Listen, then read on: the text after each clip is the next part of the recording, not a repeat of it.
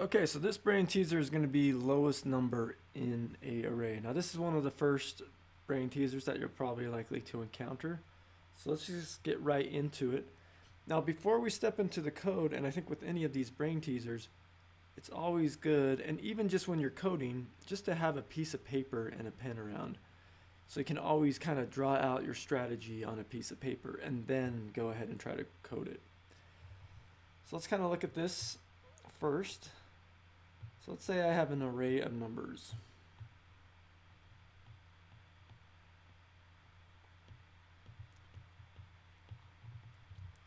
And I want to find the lowest one in this array. Now, as a computer solving this problem, you can really only do one thing at a time. So the trick here is I just need to go through and compare these numbers, but I need to kind of set this first one as the lowest.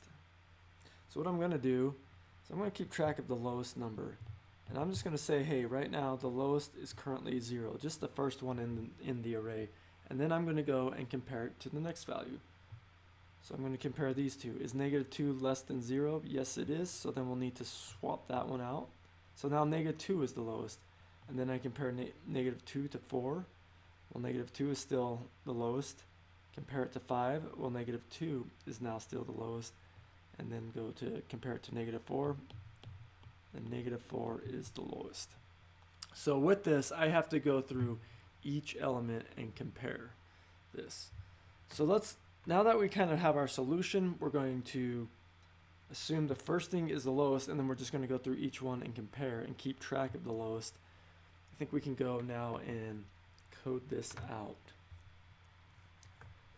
So let's just step into VS Code, and I can kind of even use that example of we have, let's come in and create this array, like let test array equals 0 to, or is it -2, 4, 5, and -4.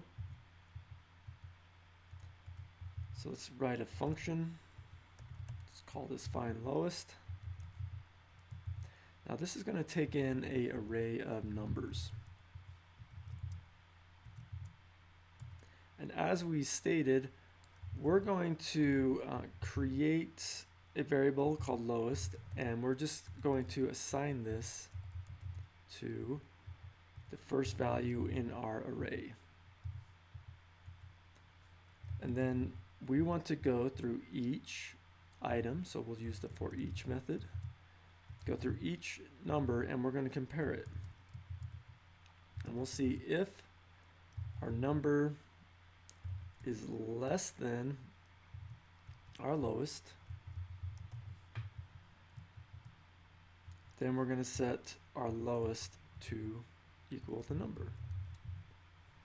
So that's us going through each number and then swapping out when it is the lowest. And then the last thing we need to remember is just to return the lowest after we're done. So if I run this find lowest and pass it this test array, let's go ahead and put this in a variable. Let lowest equal that. I'm expecting this to be -4. Let's go ahead and run that node BT. I'm calling this BT for brainteaser.js. Now there we go. Now I'm running into a little error. It's grabbing -2. Now my find lowest is actually correct. Something that's going on here is right here, this last little bit. I forgot a comma. Well, since I forgot a comma, this is actually going to do the math, 5 minus 4. So this is really just 1. So actually -2 right now is my lowest. But let's go and change that to be 5 and put in the comma there. And now try this out. And there we go. There's our -4. So this would be a good implementation of this. But let's look at another implementation of this using the reduce method and kind of make this a little more interesting and see how we could do this with the reduce method. So once again, let's go back to the drawing board. I'm going to delete this. Now the reduce method is similar to that like the for each. We go through each thing in the array and we perform a function, but the reduce method is going to, what that function returns is called the accumulator, and we can keep track of a certain value and have that be, and keep track of this value called the accumulator. So let's look at what this means. So if I have an array, say like 1, 2, 3, and I call the dot reduce method, I can actually pass this a function that has an accumulator and then the number. We go through each number. And this inner function that we pass, you know, we can do work, and then what it returns, what this inner function returns is going to be the next accumulator for the next function call. So let's see how we can use this in reduce and how what I'm thinking about doing to use reduce to find the lowest number. So let's once again say we have this array 1, 2, 3, and then -1, and then 0 or something like that. So what I'm going to do is the reduce method, we're going to go through each thing and we're going to keep track. The accumulator is actually going to be the lowest value. And what we can do with the reduce function, so if I have an array, let's just call this like array. If I call array.reduce, you know, I'm going to give it this function that has the accumulator and then the number, then we can do stuff. But there's actually a second value to this reduce function, which is the initial value of my accumulator. Now, kind of like we did how we set the lowest value to the first index, I'm going to do the same thing here where the first value, or I'm going to set my accumulator to the first value. So that's going to be, my accumulator is going to start off whatever the first value is. And then for my reduce function, we can have our accumulator and our number. And then this one, what I can simply do is I can just check, hey, is my accumulator, which is really good, the thing that's keeping track of my lowest number, is that I can just check if my number is less than my accumulator. And then if it is, I'm going to return the number. If not, I'm going to return the accumulator. So let's look at this one in code and see if this makes a little more sense. So the reduce function is very powerful. It just takes a little time to getting used to. So I'm going to do another function, find lowest, reduce. Once again, this can just take in an array of numbers. So yeah, I'm just going to take my numbers and I'm going to do this dot reduce function.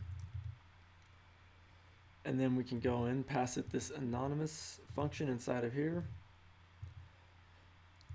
So like I said, this first thing is going to be what we call the accumulator. I can call this something else. I might even want to call this lowest because that's what it's going to be keeping track of. And then the second argument is going to be the current item we're iterating over, which would be the current number.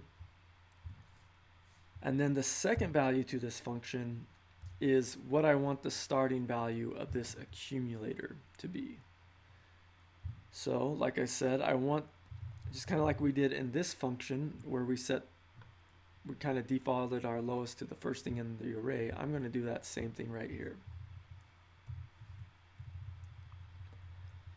And then inside of here, I can check, hey, you know, we can just do this as a ternary. Is my number less than the lowest? If it is, I want that number to be the new accumulator. Because remember what this function returns, and I need the return keyword, what this inner function returns is going to be this accumulator for the next function call, which in this case we're calling lowest. So if the number is not less than the lowest, then that means I just want to keep that the same. So go through this, because these two are really doing the same thing or very similar thing, where we're just assuming the first thing in the array is the lowest number, and then we're going through each thing and keeping track of and comparing, and then if we need to, we swap out the values. So let's just see if this works. I'm gonna just copy this. We'll call this let lowest one, and this is find lowest reduced. So this is returning undefined now. Now something about this function, remember here in my upper one, I'm returning lowest, but this find lowest reduce, I'm not returning anything. So this number reduce function, it goes through each of the things, you know, and kind of keeps track of that accumulator. And then at the very end, that is what this reduce returns. So I actually need to return the value of this once this reduce function completes. And there we go. There we have -4. So when it comes to brain teasers, it's just really about getting them right. That's the first thing you want to do. But it's also fun to try to think about, and useful to think about different ways to solve the same problem. And that's where you can use functions like forEach, reduce. There's other ways. We could have used the for loop. So that's something you can maybe try on your own, is do this using a for loop. But I think that's good for now. I will throw this code in the comments or in a link in the comments, and yeah, let me know if you have any questions.